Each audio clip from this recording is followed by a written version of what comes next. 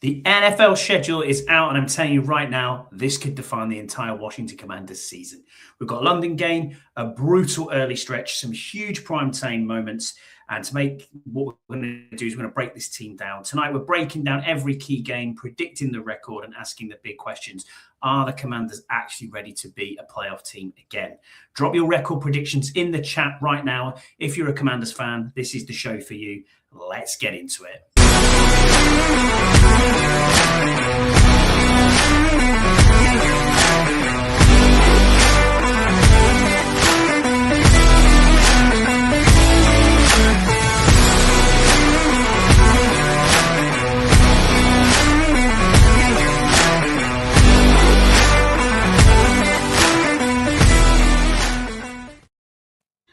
So hello everyone and welcome back to another episode of the 1 Point Safety Show with myself, Scott Hartley, and my open-minded, receptive and flexible co-host, Scouse Andy.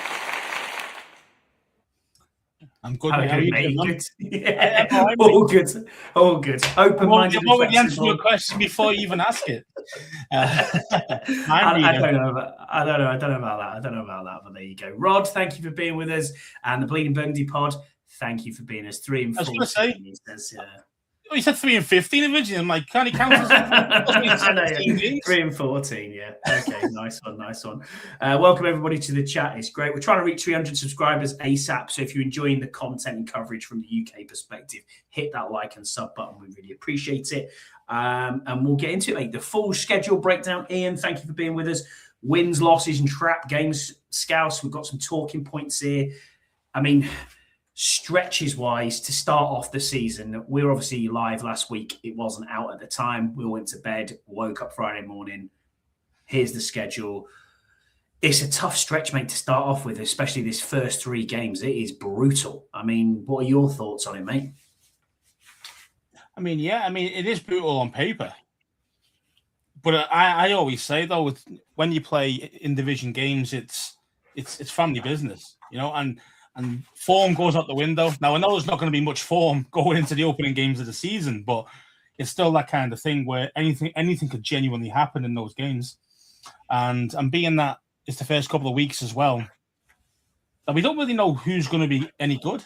So on paper, Dallas might look better, and we might look better because of players we've got, and blah. And Philly might have gone down a little bit because they're losing a couple of good players.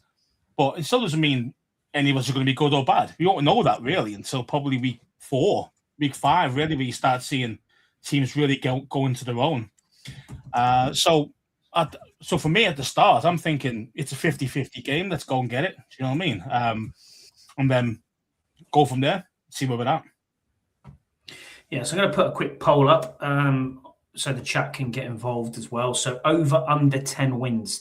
Just type the number 1 in the chat and that will cast your vote for over, or under 10 wins 2 in the chat, and we'll see what we think. We'll bring this back as it goes. We'll keep it running live and we'll bring it back as it goes. Yeah, man, starting out away at Philadelphia. I mean, it's tough. It's in division. It's family business, as you say. You always say that NFC East.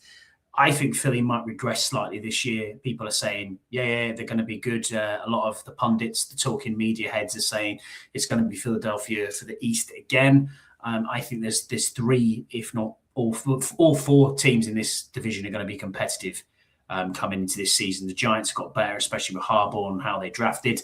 Cowboys with Pickens and CeeDee Lamb, you can't go wrong there. It depends which Dak Prescott turns up on the day. Hurts, you've never been a fan of. I know that for sure. But I think their offensive line is getting older, and it's one of them where I look at them and think they could take a regressive step, but their defense is extremely good, mate. It's extremely I think that's the problem with Philly, is that they are, over the past 3 years, they've been the most all-round complete team. It hasn't just been, of course, there's been the AJ, the big plays, there's been Saquon with the big plays, but in general, the man for man in each position, they've been pretty damn solid and solid backup underneath as well. And I think that's been the difference between, say, them and us, who are a yo-yo team at this moment. We're great, then we're awful, then we're great. So we'll have to see how that goes. But as I say, we always play well at Philly. We always give them a game. It's very rare that we get blown out at Philly. We tend to get blown out at home against Philly, to be fair. Yeah, true. True. So let's see how that goes. And I say, first week of the season, let's go get it, man. I say it's a fresh start for everybody. It's a clean slate. Let's see what we can do. Dallas away next game. Obviously, again, back to the East. We talked about it before. Again, you don't know what you're going to get with Dallas. It's hard going to Jerry Will. We all know that. It's going to be tough again. Seahawks at home then is the home opener, week 3. Yeah. Really not ideal for us. I still think that's the hardest game. I think out of all, I do too. I do. Yeah. I mean, we understand, Seattle might not be the team as they were last year. They lost the running back and blah, blah, blah. But the thing is that defense hasn't got any much worse, has it? Let's face it. I mean, I know they lost Tariq Woolen, didn't they? Yeah, Woolen. But to be fair, Woolen was a penalty king. He was giving all the penalties away, so they're not losing much there. He was more like a depth piece. I mean, like he was like the next guy up from the first 2 guys. So, I don't think is it Kobe Bryant they've got there? I can't remember. He might be the random. I can't remember who they got. I just know that Woolen wasn't like the starter. I just know that for like this last season anyway, he wasn't the starter. Yeah, I mean, he's a good player, but he's a penalty king. He's going to give you loads of penalties. I don't think Seattle are going to miss that. So, and then you've got they lost Walker, the running back. Yeah. But they got Jadarian Price, who was besides Love. He was your guy, wasn't he? He was your guy. Yeah, I think Price is going to be a quality addition for them. You're going to have him and Charbonnet when he's available, and it's just a different game. Right? I mean, Charbonnet might not be ready for us. They're saying they might not be ready for this first few weeks of the season, but if he is, then you've got him, and then you've got Price as well. Say out the backfield, he's going to kill us in the backfield. So that's the kind of like short passing game. That's where you're going to see Price stand out on Seattle's defense. They've got Sam linebacker. They've got Ernest Jones. They've got Drake Thomas. They've got Owoziu. Then they've got Devin Witherspoon, Okada. They've got Julian Love. It's Josh Jobe I was thinking of. That's the other corner who I was thinking of. And then Nick Emanwari. And then his backup is Noah I. It's quite interesting. Yeah, I mean, Nick Emanwari was my favourite player coming out last season. Yeah, he was class. He was very good. After looking after the combine and the certain pro days and stuff that I had a chance to watch last off season, Emanwari is my favourite player. And I think he came second, didn't he, in the Defensive Rookie of the Year? Yeah, he did. Yeah. And I mean, let's be honest. Rashad, you got what? Who's the other one? You've got that's it. There, it's Raheed Shaheed and Jackson Smith and Jigba and Cooper Kupp. I mean, that's not. He signed Shaheed. Yeah, and he re-signed with him. And Jackson Smith and Jigba obviously got the massive bag in the off season and fully deserved. And then you think he's a beast? A beast. I thought you said a beast. An absolute beast, mate. Quality. Absolutely. Best receiver in. You can double team him, and he still gets open. That's how good he is. So it's I'd say, and you've got Cooper Kupp, who's more the kind of the veteran guy, but not just that. He's more like the kind of like the short to intermediate routes now as he's got older. Solid hands. And then you've got Shaheed with the speed on the other side. I mean, that just kind of, even though you might think, it might not scare people too much, but it's good enough. You know what I mean? So, yeah. Yeah, definitely. It's got a bad feeling about that game. Fair. I mean, it is 1 o'clock, so you know what I mean? They've got to travel a long way. I get that. So it will help. I'm just thinking, when we played Seattle last season, was that a 1 o'clock game? Not sure. I think it was 4:25. I don't think it was prime time. So it might be either one or I think it was like 4:25 game. I think last year. So it's one of them. I have to look at. Yeah. Then we get into it. Scouse, the one we've all been looking forward to. Week 4, obviously not necessarily looking forward to going to London, but it is what it is. It's London, and the Commanders are over here, this side of the pond, which is going to be awesome. We take over London. This is why we're here. Obviously facing the Colts at Tottenham Hotspur Stadium, week 4. Why does this matter to UK fans, mate? What do you think from obviously your point of view? Clearly, we get out and go and see the team in the States. Not everyone's got the opportunity to do that. But I mean, you know more than I do. Ian got you into it, and shout out to Ian who's in our chat. You were listening to bloody Forces Radio and stuff on Long Yeah, Wave, trying to get it years ago. Do you know what I mean? So, what do you think it means to this fan base over here? And do you think the fan base is big? Because obviously we have our own little bubble, don't we? Yeah, I think it is. I think it is. It's one of the biggest in the UK. However, I do think we've probably not gained too many new younger fans. I think that's just because we haven't been that good over the past 10, 15 years. Being honest with you, I think that's the reason. Whereas, as you say, from our demographics and a little bit older than us, that's where you see a lot of fans. Like our demographics of people who listen to our show, for example, is quite in the late 40s to 50s onwards, and that's because when you first pick a team, you normally tend to pick a good team when you're first starting to get into it. The Redskins came across in the 80s as a preseason friendly type thing, and along with Miami, and those were the two teams that were absolutely massive, and not just in the NFL in the 80s, but also became massive over here. They're like the biggest ones. I mean, like the biggest followings. Oh yeah, because they're really good players. Really good players, really good. Skins were at the top of the game. You had Dan Marino playing for Miami and stuff like that, and the people loved Dan Marino. And I think it's gone from there. From our age and up, I'd say 40s upwards. So is it big? Yes, it's big, and a lot of people you're going to see at the London game will be our age and above. I mean, hopefully there'll be some more youngsters, but not just there for the fan experience. I'm hoping that they're going to try and get into the actual team, because that's the important thing about that's how you grow the game, isn't it? Of course, it is. Grow the game and grow not just your brand, but just grow that you've got that guaranteed fan base. Because at the end of the day, all these teams need the fan base. You know what I mean? So that's a bit interesting. Still can't believe John Taman's traveling 6,000 miles to get something by Burrows. We're not mentioning that. Yeah, interesting. I mean, the atmosphere. Taman's coming to the game. Yeah, he's bringing his wife. He's coming across. Yeah, they're going to make a bit of a European tour, from what I'm led to believe, and make it a vacation. So good for them. The stadium atmosphere, I think it's going to be awesome. I honestly think we will take over. I think the Colts. Probably, I'm not sure what their UK fan base is like. I know they've got quite a lot of European fans, but I can't see it being as anywhere near as much as we had. I mean, when the Bengals came last time with the Redskins at the time in 2016, we took over London, man, and we'll do the same again. I'm pretty certain of that we will do the same again. Tailgating plans and fan meetups and all that sort of stuff. Burrows has been working hard. I mean, I've got to give him his due here. He's been working hard behind the scenes to try and get something sorted. It will be out most likely early next week. It's Labor Day weekend, obviously, in the States. So all I can tell you is the team have signed off on a few things, and it will be out within the next couple of days. So please watch the socials. We'll be here.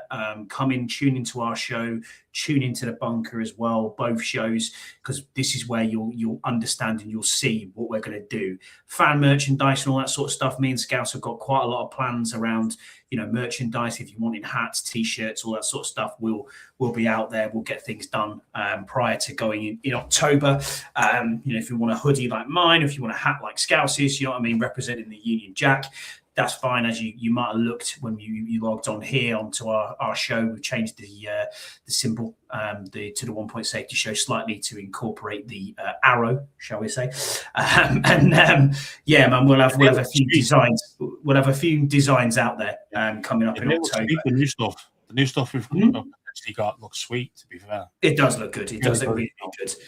So there will be a few bits and pieces out. So look out for that. It's coming. You know what I mean? It is coming. Oh, don't worry. You'll cop one of those hats. Don't we worry about that. We'll definitely get you one. Not a problem. It's not Jesse as the Bleeding Burgundy pod. Is that Jesse? It is Jesse. That is Jesse. Right. But I think he's just logged into YouTube on his own on the Bleeding Burgundy's YouTube account there. But yeah, man, there's going to be things coming up. There's official stuff coming up. So please keep a look at the socials. For myself, it's Scotty H84. For Scouse, it's there on the screen at Scouse Andy 20. Washington Commander UK fan is Burrows. You'll find him. Even if you just type in Andy Burrows, he'll come up. So yeah, man. Me or him, whoever. at Yeah, One and One Point Safety Show, Commander Bunker Podcast. They're all out there on Twitter, Facebook. You'll find it all. It'll be on all the socials. Anyone who's not necessarily tech savvy on social media, is in like Twitter and stuff, it will be in Facebook groups as well for all the UK Facebook groups. There is a fair bit going on, but we can't announce things right now. Do you think the UK could become a Commanders market? I mean, we had Madrid. We've apparently got a market for the UAE and that Arab money that we're trying to look at. I mean, I think the UK market's too saturated at the minute. Mate. Yeah. What are your thoughts on that? I agree. I don't even think the NFL would allow us to actually have the UK, even if we wanted it. Although, as you said, I think it's too saturated anyway. So I don't think the team would want it. I think the Raiders took it this year as well and said they were trying to tap into the UK market. Yeah, I'm not sure. There's a lot. I mean, to be fair, there's quite a few Raiders fans in the UK. I've seen that, to be fair. A lot of people wearing Raiders stuff. I think they just wear the Raiders stuff because it's a fashion item almost. Rather than, you know what I mean?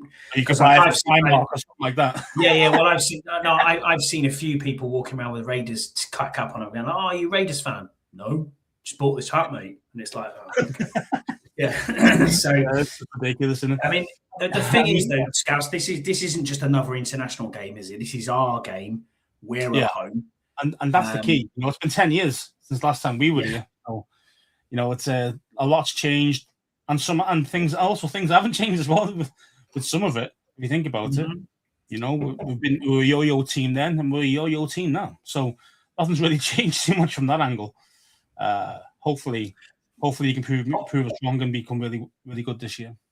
On the international series, obviously there's a vote through the owners' meeting this week that they're going to expand the international series again. It's gone up to 10 now for next year, so it'll be 10 games will be international next year. 11 if you're going to include the Jags' Wembley that they have every year.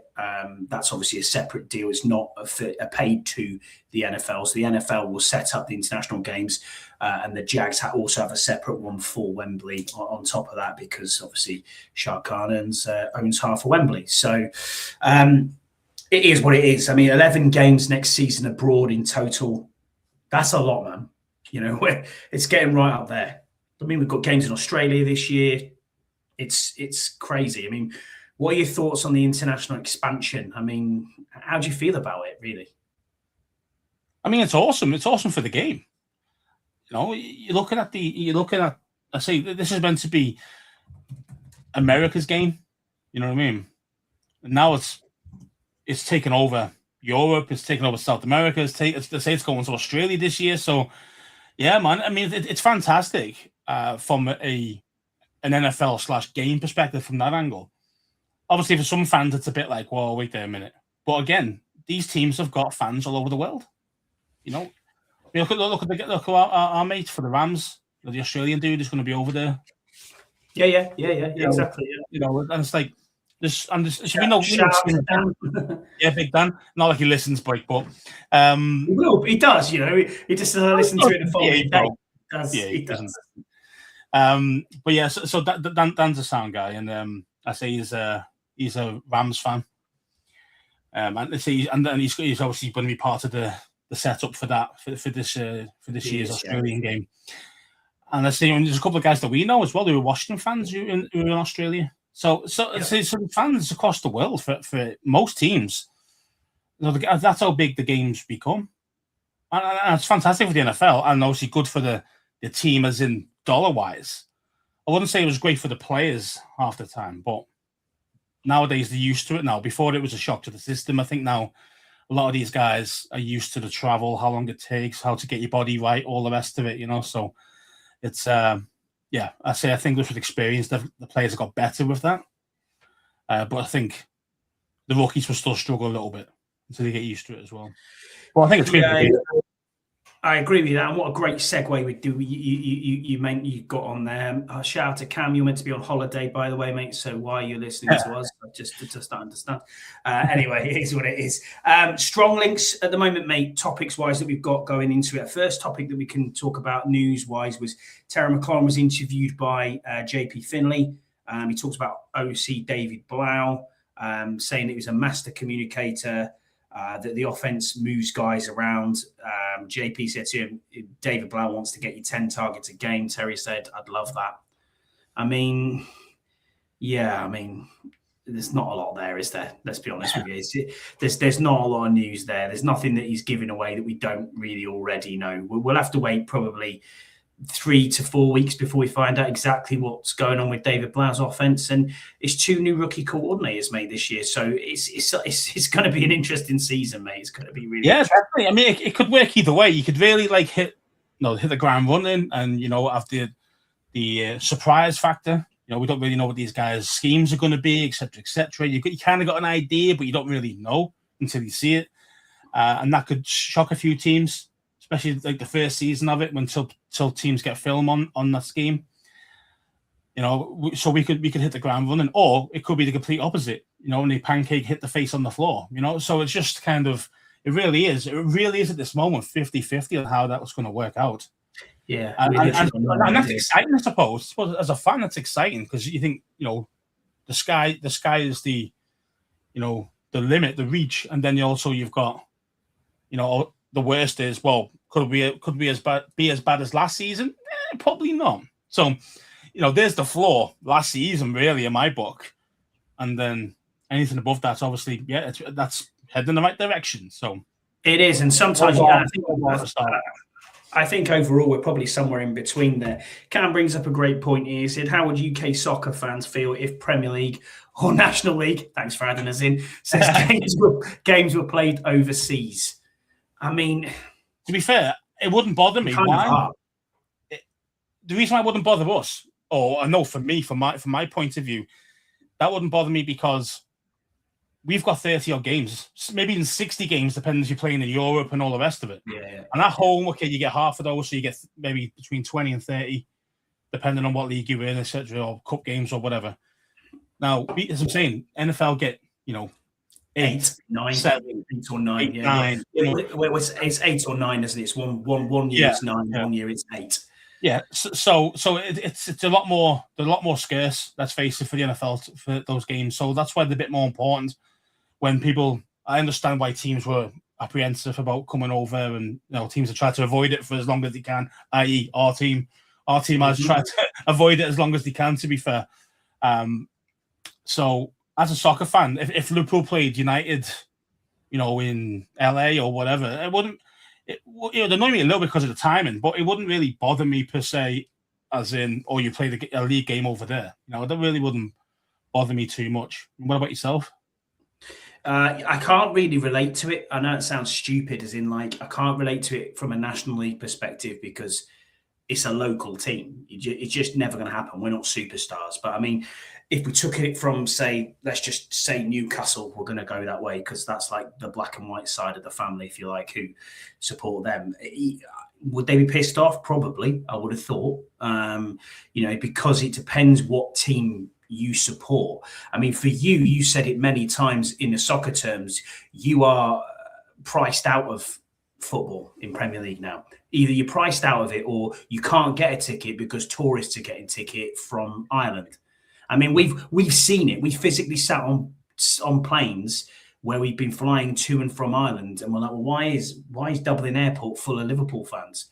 And then you realise, it's because they go at the game and we're jetting off to the States. Do you know what I mean? And it's like, hang on a minute, what's going on here? Yeah, we do the same thing, I suppose, but there's just not as many. Yeah, we do, but it's not the same as in the numbers and the way that you can get a ticket in for the NFL is more accessible. Genuinely is, if you're willing to pay the money.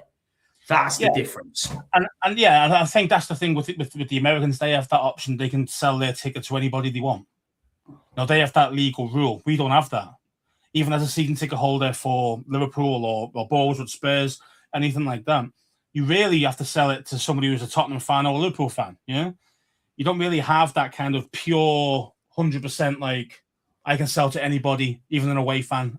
You can't do that in the UK. Yeah. You just can't do that. In the States, you can. Of course, you can. So it's that. So it's, Question for you here, Scouse, then. He says, so Cam again says, okay, Scouse, if it's Liverpool v Bournemouth, that's fine. But if it's versus United or Chelsea, would fans be happy to lose that game at Anfield? I mean, I don't think they would be. I don't think they would be. It's a valid question, absolutely. I mean, it is a valid question, especially about the Liverpool Man United game. If it was at Anfield and we lost that home game because of it, I do understand that angle, and that would piss off a lot of true Liverpool fans because that's the creme de la creme game, in the league season. So it'd be like, what would it be like? It would be, let's say, Washington Dallas over here. Yeah. Washington Dallas over here, and we lose a home game for it. That's the kind of equivalent, really. But what's really weird is you got the Rams against the 49ers.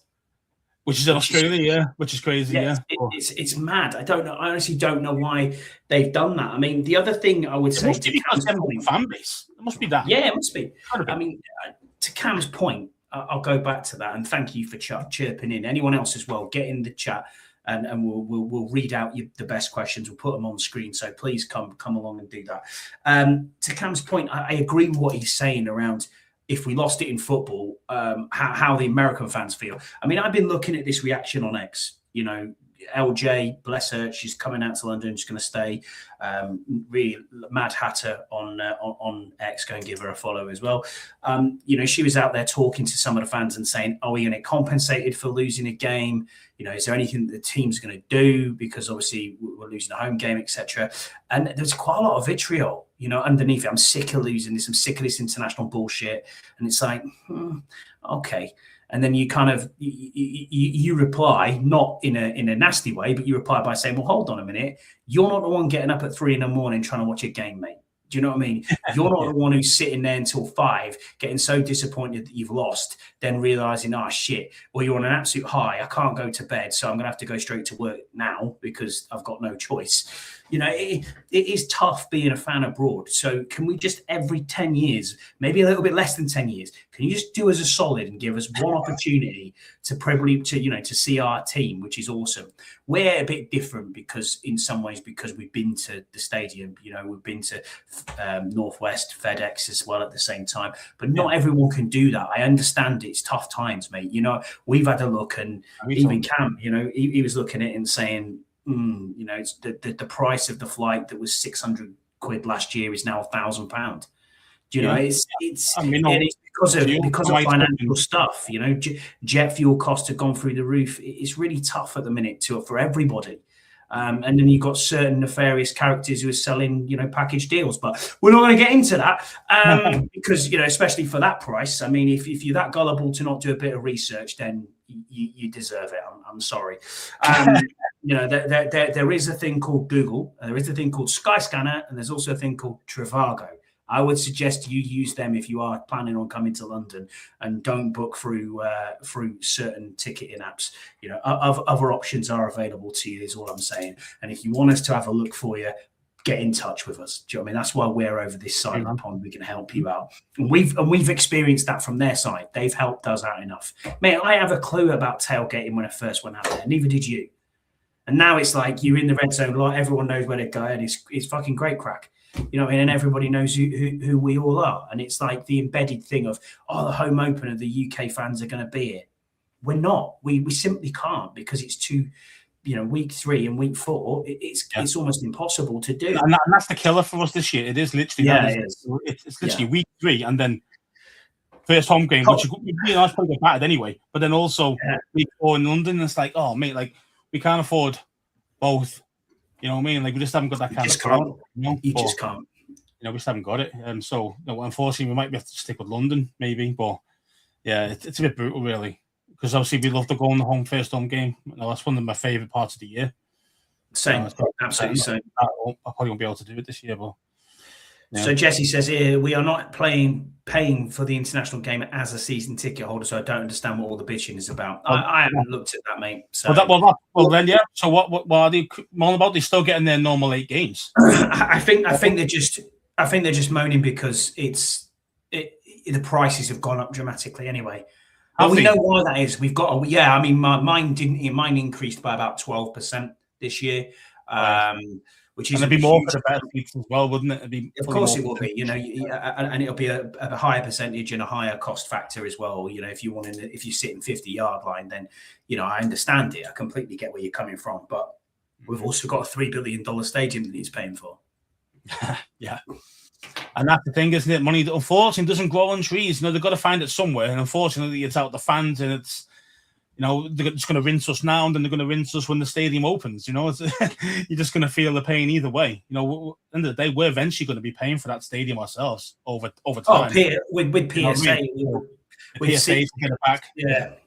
Absolutely. I'm scared to see what the PSA is going to be when this is available. It'll be interesting to see what it is. I'll be buying one myself, but I mean, it's still like, oh my god, it'll be an eye opener because there's some damn expensive ones out there. Like for example, 50-yard line 49 is 85 grand for PSA. So it's kind of like hopefully it's not much. It's not that kind of corn, but you never know. It could be that kind of money, it's crazy. It's insane money, like. I mean, I understand what Jesse's saying here. I totally get that. We're relatively cheap compared to other teams' season tickets. We are. I mean, even if you look at places like Atlanta, and Atlanta is put up as the springboard. Oh, look at what Atlanta do. New stadium, all their concessions are cheap, blah, blah, blah. We're 40% cheaper than an Atlanta season ticket holder on average. So that much, you can offset that by saying, well, we'll charge you $18 a beer, or we'll charge you 40% more for your ticket. What do you want? It swings around about, isn't it? It swings around about, isn't it? Yeah. I think we're 20% cheaper than Jerry Jones's lot.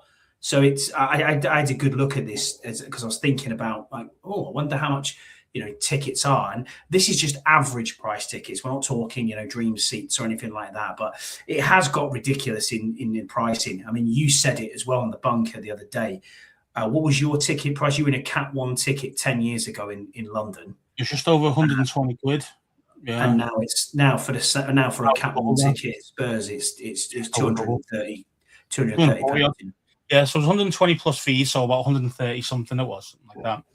And I'd say a Cat 1 now is 245 and then plus fees. So so I'd say it's virtually doubled. Now again, you go, well, that's 10 years later, and inflation and all that, and that's understandable too. But the thing is, though, I don't think everybody's wage from 10 years ago to now has doubled. No, you see what I mean? If they did, well, then fair enough. That's probably the right price. See what I mean? If it's not, then, and most people, it probably won't be unless they got big promotions somewhere else. Most people probably have double their wages in 10 years. So it's kind of... Burrow's brought this up on a bunker. And I know I keep mentioning them, and I'll stop doing that but in a minute. But it was a good point. You know what I mean? It's a really good point that he brought up. Do you think that's it now? We're being priced out of going to one-off sporting events, especially something like this game? I mean, Cam, for example, who's in our chat, I dread to think how much he paid for Madrid. Do you know what I mean? I know he went into corporate and had to do corporate, and it was like, shout out to you, Burrows, and the Commander Bunker team. It was a great point. I mean, do you think we are getting priced out? Because, like he was saying, if you take your 2 kids with you, it's can you take 2 kids, or do you just go yourself? It's tough. Was he saying £90 a ticket was the cheapest ticket? Cheapest for a child. Yeah, for a child. Yeah, I mean that is just. Yeah, it isn't fun put that way, is it? Especially if they say you want to bring, say you got 2 boys and you want to. Well, not even 2 boys, just 2 kids. Or even, it could be 2 kids. Yeah, don't matter. 2 kids with you because you want to get them into the game and stuff like that. It's bloody expensive, man. Like there's no in football. There is usually a family season ticket option as well. Yeah, which is at a reduced price compared to, say, a full adult and a full child separately. So again, to try and get families involved. Now, again, teams have gone away from that quite, especially Premier League. They've gone away from it quite a lot. But when I was growing up, there was family season tickets. You know what I mean? I'm wondering by family season tickets is your dad and 2 of you. So or you could just choose one child, depending. You got options. You know what I mean? And you can bring your kid, and it when it was reasonable. The price was reasonable. But I say it's gone crazy, man. Of course, I think it definitely has. To answer your question, it definitely has kind of got to the point where people are going to struggle to continue going to these things. Like, obviously, it didn't sell out last year, did it? The Denver Broncos and the Jets game. It's the first one, that didn't sell out. And I'll be perfectly honest with you, I can't see this one selling out immediately either. I know we're hyping it up, and you think it'll go straight away, do you? Yeah. After the first main, not like the pre-sales. I mean, the main sale, I think it'd be sold out. Yeah, I do. I think there's a lot of us. You mentioned before about people of our age, a bit older. You like to hope and think that they've got more means to them, as in more money that you can spend. So, and I'm sure a lot of the guys would love to go over, because you mentioned you don't. We're going to come to London, so I think we're going to be. I think definitely the Redskins side of it, or the Commander side of it, will definitely be definitely sold out from that angle, and then we'll be trying to poach tickets off the Colts side, if that makes sense. Because I don't think the Colts come over too much. I don't think they will. Boris says per game Spurs, where I sit, £88 for me and £88 for my daughter. You shouldn't even get a discount anymore. See, I mean, like that's not cool, man. Like sold out in 1 hour, Ian. Yeah, well, you never know. Ian says 1 hour. Yeah, I mean, yeah. Scalpers will probably get involved. That probably sell out. True. That's very true. That's very true. Yeah, there is that. We'll get on to what we talked about last week a little bit as well, Scouse. Strong links, both Diggs brothers now. Both Trayvon Diggs and Stephon Diggs have been heavily linked. Stephon Diggs especially. Trayvon Diggs, I've heard mumblings and rumors. I mean, don't get me wrong, we do need a corner. We do need depth. Doesn't mean that necessarily he's going to start, but we do need depth. Dan Quinn knows him. I wouldn't be averse to it, depending on how much the contract would be. Stephon Diggs, we already spoke about, 1,000 yards receiving last year. Yeah, I think you're stupid to think that there isn't 10 teams out there who would take a person like that. We spoke with Mitch Tisch on the bunker, and he was saying that he's, speaking to people in Boston, he was a locker room guy right up there. You know what I mean? He looked after the young wide receivers. That's why Kayshon Boutte had such a good season last year, because he was being looked after, and, he'd spent time with him afterwards going through routes and stuff like that. There's just a lot of off-field drama with Stephon Diggs, and that's the problem, mate. Yeah. And it depends. I say, would you call him a commander? Now you could, because AP always comes out, this guy, the reason why we picked this guy, because he's got all the traits to be a commander. Yeah. Now, the thing is, does Stephon Diggs? Now, don't forget, he's on the tail end of his career now as well. He's 31, something like that. Yeah, he is, yeah. Now, again, had a good season last year, and as you say, he might be really good around the locker room. But if Cardi B starts knocking around, do you see what I mean? She's just pure drama. She is pure drama. That's all she's about. So, I mean, you don't want that. You don't want media focus being taken away from the team and put on Cardi B and Diggs walking down, to training or whatever.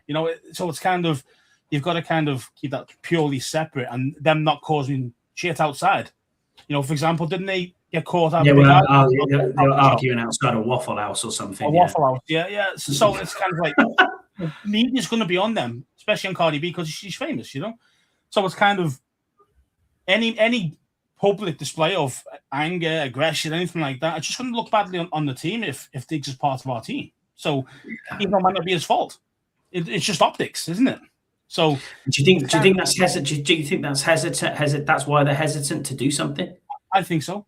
I think they're still waiting for Ayuk. I think that's their number one target. I think but again, that's the end of towards the end of the start of the season, really, like properly. I think was it end of June or July? Is it before you have to many bonuses? It's even further. It's even further than that. I listened to it on John Kime, and it's September. Oh, is it all? It's literally September the 1st. Yeah. Right. Okay. So that's more than likely where they're going to cut him at that point. So it's kind of like, well, do you want to have? You can have no prep with the guy, unless you're doing things dodgily, i.e., here's the playbook. You know what I mean? I Jayden, there's the playbook. Learn the playbook while you're not allowed to be here, type thing. which Yeah, you never that'd know. be Things a might happen. problem. Who knows? Obviously I'm speculating, but potential. And then That's that YouTube the strike coming, mate. Cheers for that. Yeah. Sorry, but yeah, I mean, I say it's things like that. The best friends, you knows what's going on in those heads. You know what I mean? So, yeah. So again, yeah, he wouldn't be able to practice with the team, of course not. But she can't expect him to be hitting the ground running straight away. It's going to take him probably half a season to really get him up to speed. But I still think he's the number one. They're waiting for that guy to come available. Diggs, the only way I think we go for Diggs is if we genuinely believe we're not going to get Ayuk. I think it's one or the other. I don't think it's going to be both. Even though you could say, well, we could get both. We've got the money for both, which you do. But I just don't think they'll do that. I just think they'll go for one of them. And for me, Ayuk's got the higher upside. He's younger. I say we don't know if he's mentally right. We don't know that. But again, he's kept himself to himself, hasn't he? You don't really know what he's going on with him. So might be in perfect football headspace. You just don't know. It's just kind of it's the unknown. But at least with him, yeah, you might get some drama, but I think Diggs will be a lot more. So it's kind of either way, you're picking some guy with a bit of baggage either way. So it's kind of you absolutely are. So you damn you damn you don't, but I think you're definitely getting one of those guys. I think one of them. I'm a Trayvon Diggs. I'm the Trayvon. This guy, I know. Theo's a big fan of him. Jesse's a big fan because he does a lot of interceptions. But it's for me, he's so aggressive trying to get the interception that he gets burnt so often. He gets burnt so much, he really does. And all depends, can you handle that as a fan? Can you handle watching that on the field? That he might come out with 5, 6, maybe even 7 deceptions, maybe under a Dan Quinn / Jones system. But then expect him to get burnt toast as well, like on the reg, not just one-offs. I'm talking like on the regular. So it's kind of, That's where you're probably looking for that safety help, aren't you? I risk Harry Ward and hope to God that your free safety can get across if he's that good, which I don't think Harris is amazing. So that's the problem you're going to have with the Trayvon Diggs. Like, yes, his upside is high if he's back to anywhere near his best, but he's still, even when at his best, he still gets torched. Yeah, all corners do, mate. All corners get torched, but he gets torched deep a lot because he's so aggressive trying to get the interception. He misses the ball, sometimes he tips up like 2 of them, stuff like that, being too aggressive, which again, I understand it's good to be aggressive on defense, but it's just to say, but it's just getting that balance right. And I don't think Trayvon's got that. He's either all or nothing, you know what I mean? So, but if you can handle that as a fan, then why not go for him? We need a new cornerback. So we do. Shout out to Marcus. Hello, mate. He says, hello, family over the pond. I might go to the London game. I hope to see you there. You absolutely will see us there. No doubt about it. Keep it locked on the socials. Obviously, you know what I mean? As I said before at the start of the show, we're always here. We can keep you informed on what is happening. Commander Bunker, go and watch them. They'll keep you informed. It'll be all over the Facebook groups, all over the social media on X's, at Washington UK Fan, at Scouse Andy 20, at Scotty H84, at 1 Point Safety Show 4. You'll find us and we'll find you stuff. Bleeding Burgundy out there as well. They're saying that if Ayuk shows up to the off-season workouts, he'll get released sooner. Yeah, he will do. But I mean, there's been talk of a pick swap. You know what I mean? Why would that be for a 7th? Why would he get released sooner? Because you'd have to take you'd ultimately be taking his contract on, which has got a really, really low cap number. And I listened to the guy from San Francisco and a guy they had on a show. It was a Kime pod. No, it wasn't. It was Kevin Sheehan's show. And he was speaking to a guy on there and also a guy who does Spot Track. All the contracts and bits and pieces on there. And they're the two of them on at the same time. And they were talking through the contract for Ayuk. And the base salary is extremely low. It's like $1.8 million. It's nothing. But the guarantees that are there, as in workout bonuses, et cetera, roster bonuses, it works out to be $26 million, which is huge. So the way you can release him is if you say, right, we are going to trade for him and we will do a seventh pick swap or something like that. You know what I mean? Like, let's do a 7th rounder for a 6th. I don't know, whatever way they work it out. That means we get him into training camp early, but you need to guarantee with Ayuk that you're going to settle on a brand new contract. And that contract's going to be tore up, the one he's got at the moment, and you are working out a contract on a new one, because that's why I think the team is so hesitant to do anything, because otherwise it would be done by now. We just take it on and be like, yeah, okay, we'll take it on if we really, really wanted this guy. Because let's be fair, Peters came from San Francisco. It's not as if he doesn't know Lynch. He doesn't know, Carl Shanahan. They're out there, at the combine and at the draft having beers and meals together. It's not, they are well in cahoots. So it's not something that Adam Peters is, or a person that Adam Peters isn't going to know. So ideal for us, absolutely, we need a wide receiver. But the contract is just, I think, the thing that's scaring people off at the moment. Yeah, definitely. I think that's definitely the reason why nobody's tried to trade for him. I think is his contract. It's not worth the risk against the reward. Is it worth it? And I think a lot of teams are going, well, not really, because as you say, you don't know what headspace he's in, and things like that. Whereas Peters will know, JD will know. He talks to him probably every day, so he obviously knows what he's all about. Mentally, is he ready? Is he not? Those type things. How fit is he really in himself? How well has he kept himself in shape? All those type of things, which JD will know and give us and give Peters inside information on that. I just think if you trade for him, even though you say, we'll trade for you, and then rip up your contract and start a new one. Now the thing is, though, you're still starting as Washington. You're starting at a higher money number doing that, rather than letting him be cut. Oh, of course. Because if he's cut, he's got no contract. So he's like, how much can I get? And then we go, we'll give you 12, 15 mil. You probably take a 1-year deal, prove it deal. Whereas, I was guaranteed 26 million at the Niners. See what I mean? So and that's just for this year. So it's kind of like, if you trade for him, he's probably going to say, well, I want something similar to what I'm getting there. Maybe it might take a slight discount, but it wouldn't be by half. You know what I mean? Where you could potentially get him for half the contract right now, if he was caught and had no team. It's just all difference. It's just, I said that's why we're waiting. We're waiting for him, so we've got the upper hand and the leverage aspect of it, rather than you could have it if we traded for him. So I'm getting absolutely rinsed in the chat at the minute by Commander Bunker, so I'm gonna have to block it. To be honest with you, it's this Hartley has a room with the artist formerly known as Prince Andrew. You're more than welcome to share with him. And then he says, if you do the Jimmy Savile tour in the UK, he knows it's inside and out. And then he says, I warned you, lad, come for me live. Watch what happens. I don't even know what I said. I can't even remember what I said at the end of it, but it is what it is. Anyway, the only thing is that Bowles knows all these things, all these guys. You know what I mean? What's going on with that? The old tap on the shoulder, Operation Uterus. Yeah, happy days. Strong. We've got rookie standouts from the camps. I mean, I've had a look. And Antonio Williams. I listened to Kime and Nicky Javala say that he's looking really, really good out there. Definitely a wide receiver 2 is what they're claiming. Route running's good, looks good, and nailed on starter. And then there's been a fair bit around Luke McCaffrey as well. Actually, he's turning heads on the practice field. I know it's a practice. They're in shorts and t-shirts. There's no one going against them. But it's the fact that he's coming off an injury, his shoulder injury, granted. But, hard deceleration, no wasted steps, sharp cuts. His ankle flexion looks good.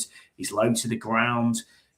The sort of things that you want to see from an off-season. It looks like a guy who's ascending and has done the work in run-up to pre-season. Yeah, for sure. And I say I've always... I've always been the kind of a little bit critical of McCaffrey, but then when you see he was getting better at the position until he got hurt. Throughout the season last year, he was looking better and better, and then obviously got hurt on a kickoff return. But yeah, see, as you say, his ascendancy is going higher at the moment. While these guys have a trajectory are upwards, then I'm all for it and to keep him and see if he can actually become a genuine wide receiver or slot receiver, or maybe potentially wide receiver 2, because we don't really know his upside, really, because I say he's only played the position. If you include last year, 3 years? 3 years, he was a QB before that. Yeah, so it's life. So, you know, she's learning on the fly against the best. You know, the best in the game. So, and he's not okay. He's holding his own sometimes. So he's losing most of the time. But again, he was getting better. He was looking like he belonged a little bit more. And I'm hoping that continues with it for the season. Agreed. Right, we'll get into our fan questions then, mate. Rod Morrison's the first one. Rod, you were first in the chat as well here, so thank you for being with us, buddy. We appreciate it. He says, for tonight's subject, JD5's durability is the one shadow that's still lingering. It's like a 3-point question. This, he says, first, he said, I've learned from last year. Has he learned from last year that he's not Superman, and that when he does scramble, and that change, and he changes things up, he doesn't go right all the time. Sorry, it was easy for me to read that. Apologies. And then he said, it says, it appears the O-line is much improved. We'll question that one. And he said, and it should be able to protect him, at least keep him on his feet for the court, for what we know. But what we don't know is obviously the schemes, but I'm sure we will after the first 3 weeks. He said, this is a massive year for JD and the team. And we've seen this before. A player has all the skill, but not the durability. I am quite optimistic. So on this point, of course, we don't want him to miss any games. But if he was to miss games, God forbid, how many games missed is acceptable? Well, I mean, I don't think any game is acceptable for your starting quarterback to be out. I mean, there's always a reason for your quarterback being injured. Now, it could always be a position, as in like a mistake from the quarterback making the decision, or a poor block, or something like that. You know, so it's so that's unacceptable. You know, in the day, QB1 is the merchandise. You know, you're meant to keep him protected at all times, and if you don't, for whatever reason, then someone needs to get their head slapped. You know what I mean? Properly. So that's true. That's true, Boaz. Yes. So it's kind of, for me, I wouldn't say that our line has improved. I wouldn't say that yet. I mean, I'm hoping we'll have to see what our spaghetti does. God, I'm hoping to God that Golden can beat out our shit. You know what I mean? Like, he's just got to be, man. I mean, that is my hope, that he's actually better than Allegretti, really. So, because then that's an upgrade, because at the end of the day, that's probably the worst position in our team is centre right now. I'm hoping Golbin he's the unknown, so I'm going to give him a long leash for now, but I'm hoping that he's better than Allegretti. So at the moment, I don't think the O-line is improved. I don't, well, especially from last season. We got the same guys, besides Biadish, but without having Biadish. I could say he wasn't great last season anyway, but it's still kind of a case of, well, he was normally a starting centre, and before he came to us, was a top 10 centre in the league. So it's kind of a case of, we had originally a top 10 centre who, played poorly last season, and then now you've got Allegretti as your starter. See what I mean? So there's levels to the game, man, and that's not good enough for me at all. So that's my worry there. Can JD stay healthy? Yeah, that's always been the question. I mean, we did it even before we even. You're right. You're absolutely right. Yeah, we were talking about it then. You know, he's got all the skill. You know, great accurate deep ball. Great processing. Can run. You know, lightning. You know, great quarterback. But again, the thing is, can he take the hits? And that was always been the problem because of the way he's built. And what happened first season, even though he missed 1 or 2 games. Mariota did well in the pinch, but he was outstanding his first season. And, got us all the way to the championship game, which is obviously we performed way above what we should have got that year. So you're thinking, wow, we've got the Messiah here, a quarterback. You know what I mean? We've got the Messiah. We've got this guy who's that good. And then that season, I blame a lot of it on scheme, but I also blame a lot on JD as well. And not just the O-line for him, because he was always trying to do too much. I'd say thinking he was Superman, stuff like that. And then, unfortunately, he kept getting hurt. He played, how many games did he play last year? About 4, 5 games, something like that? 5, I think, yeah. Yeah, I mean, and even then he was banged up in some of them. So it wasn't like he was playing fully healthy. And you can tell the difference. Our team fell apart and we weren't at it all season. So, I mean, it's always going to have that question mark over, can he handle it? Can he take the hits? And I just hope Blau only uses this kind of, his running ability at certain times of the game rather than all the time. You've really got to limit it a little. You've got to limit it a lot, right, in my book. Because I agree with you. I do agree with you, Scouse. I think we have to just limit him in what he does. I mean, I don't want to see him, chasing back an interception and then getting thrown over and sorry, your elbow's gone. You know what I mean? Which happened last year. Or just if you throw an interception, it's okay. You know what I mean? Or live to fight another day. If your receiver's not there, don't just look. Sometimes going for these players because they are like ultra competitive. I know, but it shouldn't be oh my god, my second read's not there, cut and run. Do you know, exactly. If your second read's not there, your third read's not there.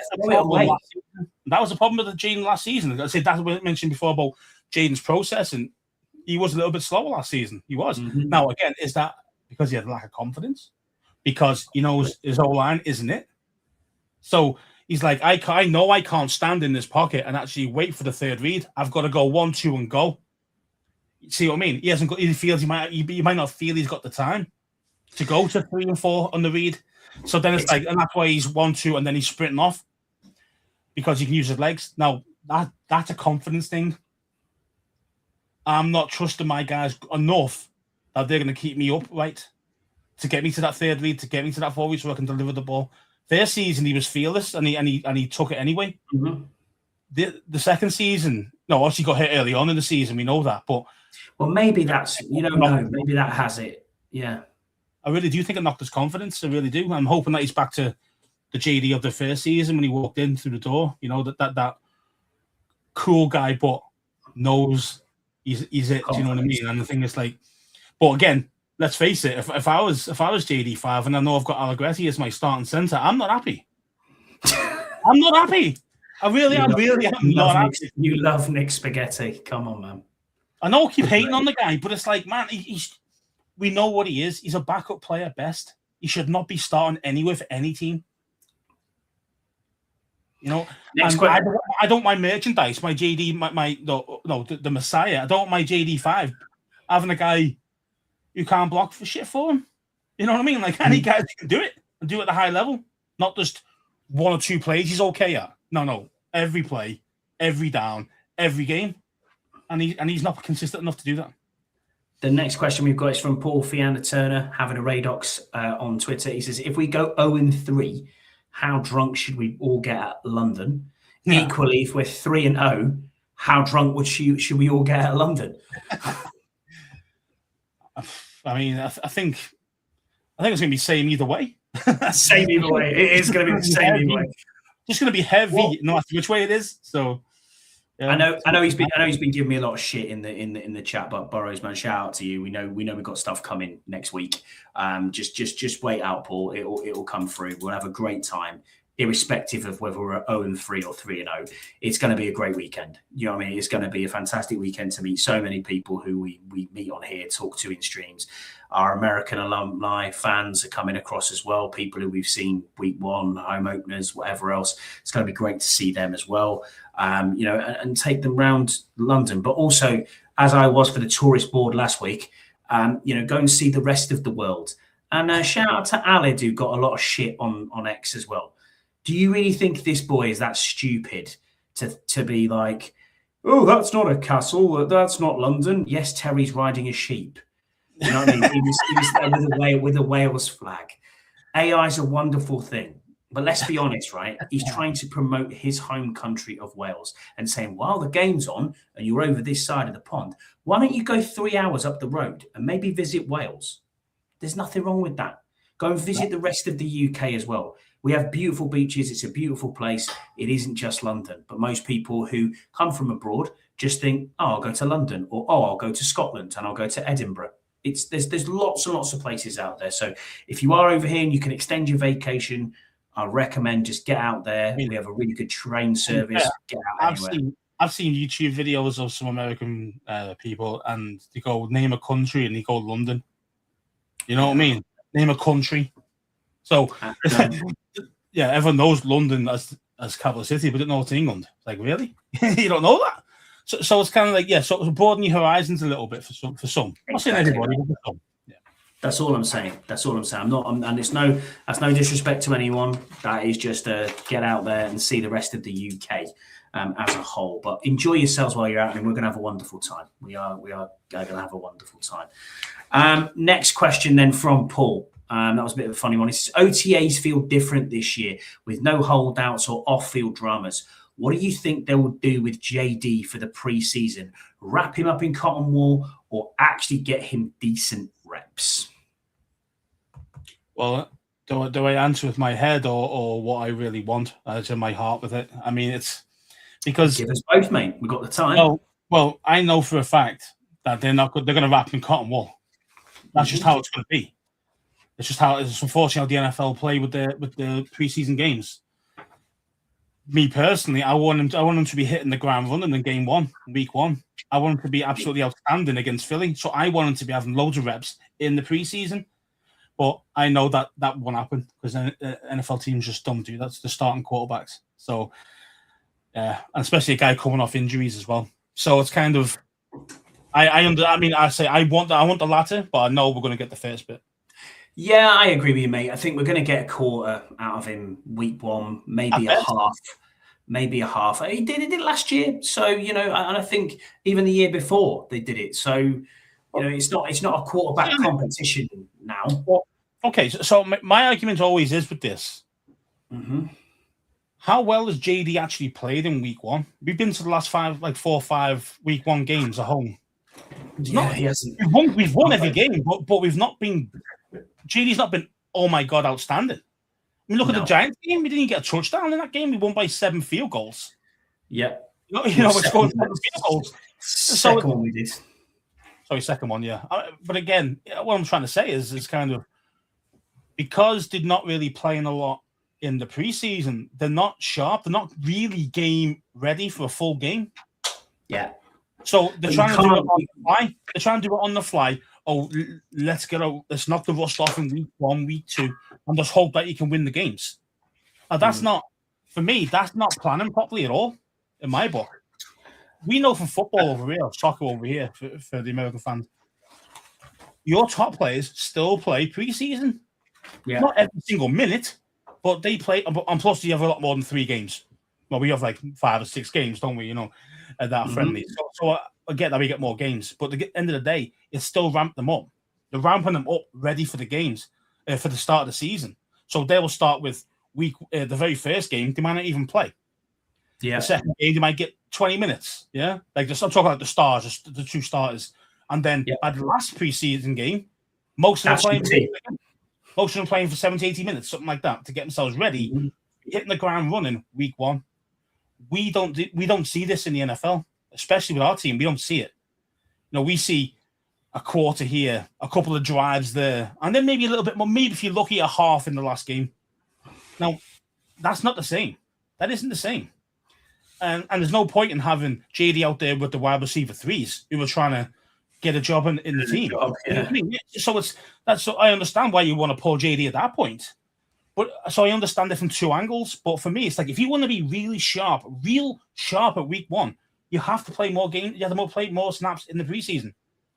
You just have to. Yeah, you're right, but it's limited. It's not the same, though, is it?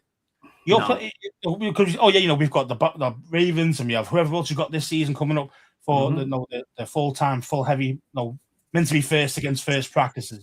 The thing is though, that's not under the lights. That's not got no TV time on you. There's no media, not real big media out there.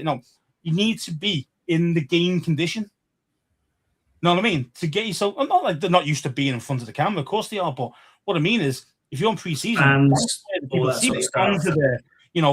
there's more to it, rather than just a few guys playing on a practice field. You see what I mean? Even though it might be very, aggressive and going for it full, but it's still not the same.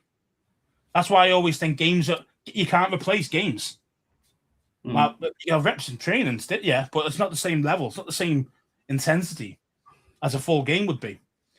But problem is, I understand that some players, you want to see how good they are in an actual game so they can make the roster at the back end of it. I understand that too. So it is hard. It is like, rocking a hard place to a certain extent. But for me, it's like you should know. You've had your guys, your 70 or 60 guys, whatever they've got right now. You've got those guys there for weeks on end. You know what they can do. You've seen what they can do. So why do you need to see them against? I don't know who we've got this season. Say, I was going to transition into that. Like, why do we actually need to see your wide receiver 5 against their corner 5? You see what I mean? Like, it doesn't. You should know what that guy's got in him, and you should know before those preseason games even start. Are they actually good enough to be on your roster or not? You know what I mean? And I think the vast majority of them already know before you get to preseason one. So why do you wait? So why are you wasting valuable reps then? If they know that these guys are going to make it or not going to make it, why are you wasting reps? Reps are important, especially in-game rep. In a stadium with fans, if it's nighttime under the lights, stuff like that. Why are you doing that?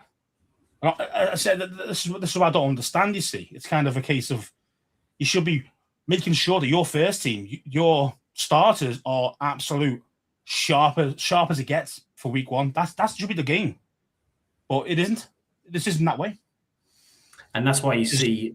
That's why you see soft tissue injuries. That's why you see all that. And I get it. Speaking of that, though, while we were there, we didn't even talk about it. The 12th of the 8th, 2026, we have joint practice in Ashburn versus the Dolphins.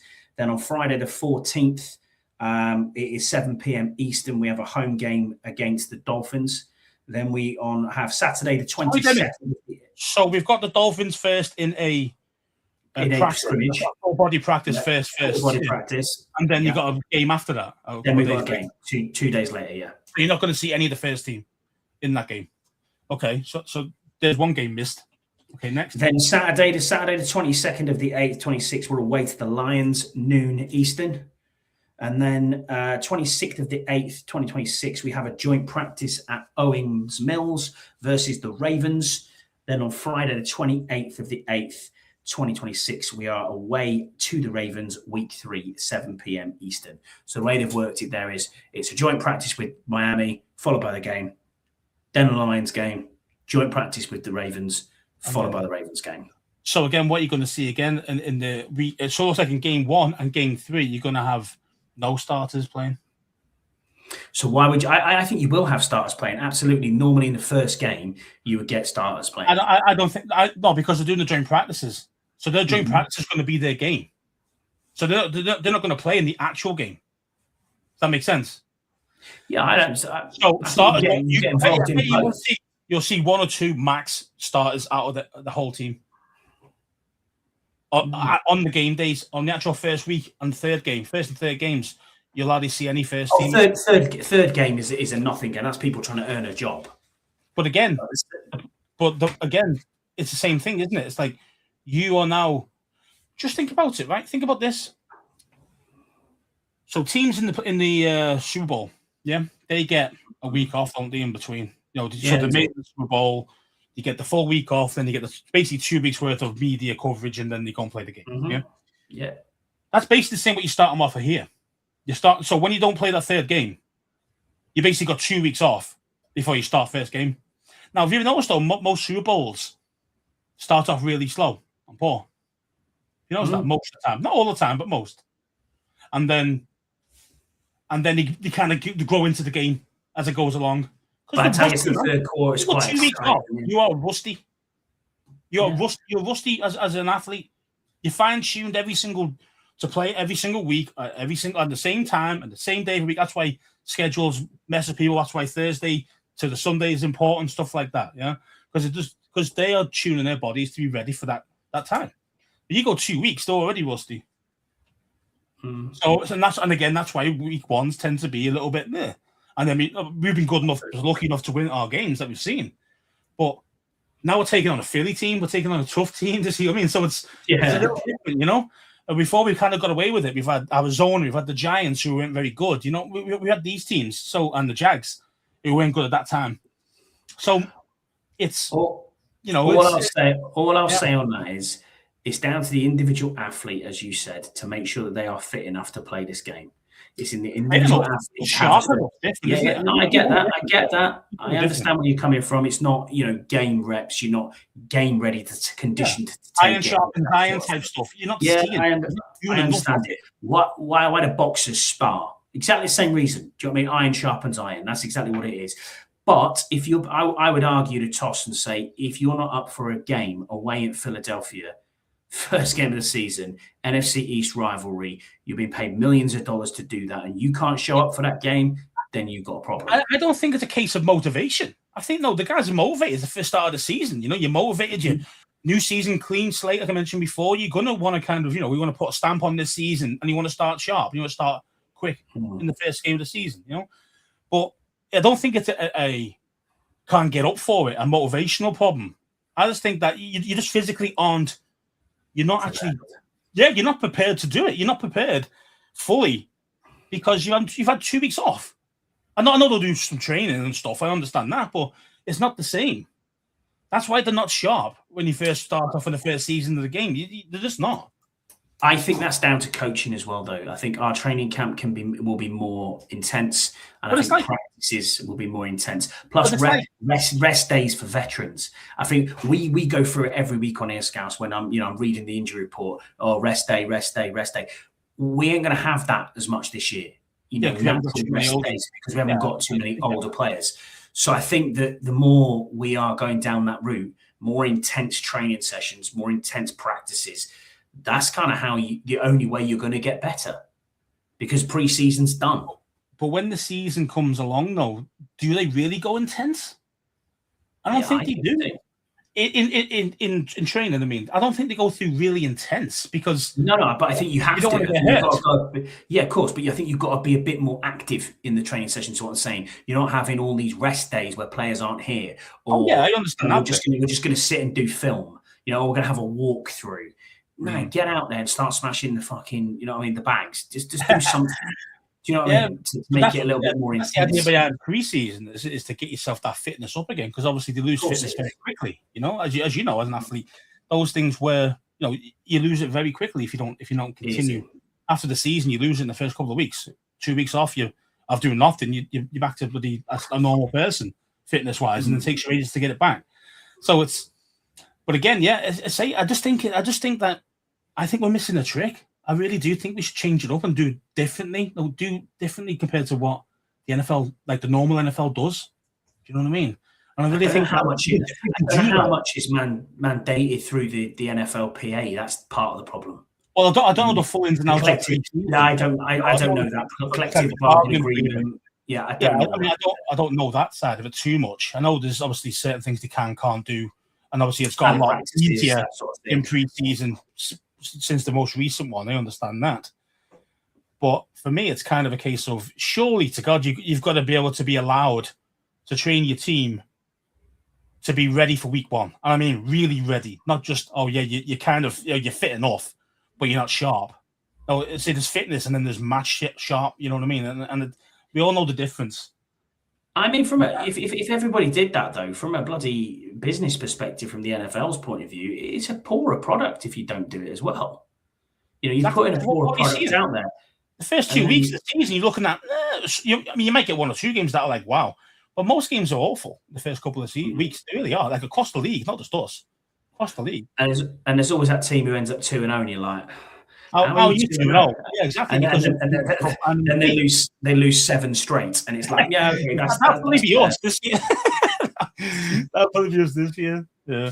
We'll rattle through the predictions, mate, of the schedule quickly. We'll do it quick fire. We'll go through them and we'll go do wins and losses. So Philly away, loss or win, Scouse? Loss. Right. Okay. Dallas away. Loss. Seahawks at home. Loss. Okay. Colts at home in London. Win. New York Giants at home. Win. 49ers away, Monday Night Football. Loss. Bye week. Win. You can't lose the bye week. You can't lose that one. Philadelphia at home, Sunday Night Football. Win. I think we'll split it.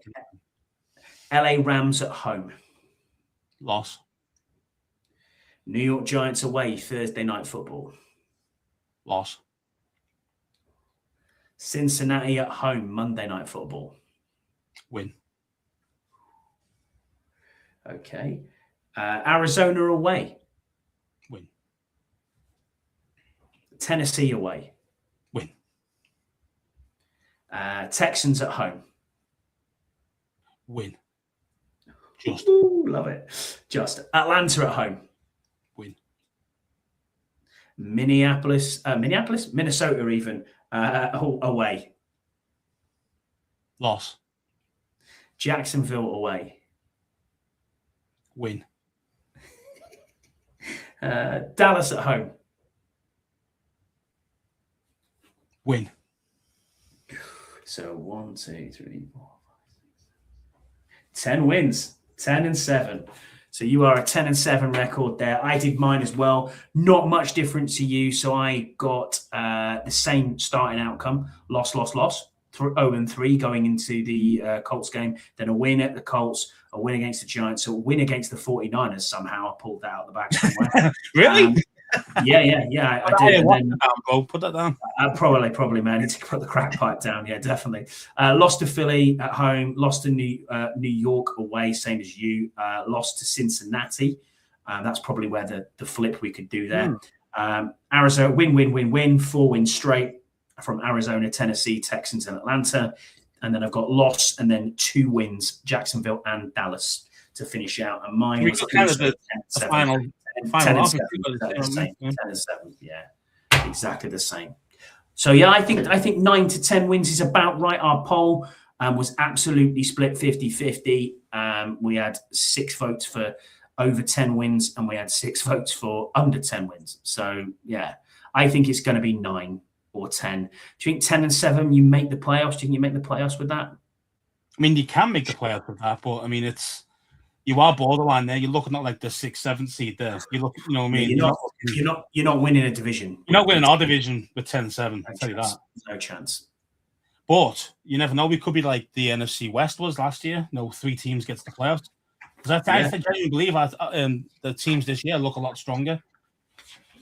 And we've got easier, you have to think on paper, some of the divisions. We've got like the Tennessee division, stuff like that. So, it's always an easier time. But again, last year was brutal because we just had really difficult divisions as well that came up. So, but yeah, I think 10. I think 10 is the kind of. I think that's the base. I think anything above that is a bonus. But I think 10 is where I'm expecting it. So, I agree with you, mate. No pressure. No pressure to anyone. So in closing, then the schedule's here. Expectations are real. The London game's going to be massive, Scouse, as we talked about. Honestly, it feels like the start of something new, awesome, especially for us Commanders fans this side of the UK. If you've enjoyed tonight's show, subscribe. It's free, doesn't cost you a penny. Help us get to that 300 mark. Drop your record predictions in the comments at the end of the stream because we will read and reply to every single one of them. Thanks for everyone who submitted a question and everyone who's been in the chat. We appreciate you. We love this community that we've got. Scouse, thank you for being here with me as always. This has been a 1 Point Safety Show, your home for UK Commanders content, and we will see you on the next one. Bye.